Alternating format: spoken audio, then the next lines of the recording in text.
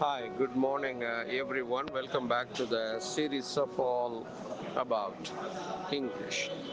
Unwavering அப்படிங்கிறதுக்கு study, fixed, resolute, அதாவது ரொம்ப தீர்மானமான, நிலையான, இந்த மாதிரிலாம் சொல்லலாம். அன்வேவரிங் டெசிஷன் அப்படி கூட சொல்லலாம். ரொம்ப தீர்க்கமான முடிவு, அப்சல்யூட் ரெசல்யூட்னு சொல்லலாம்.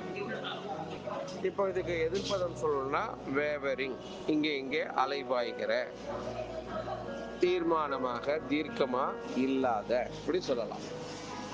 Example sentence: She fixed him with an unwavering stare. She fixed him with an unwavering stare.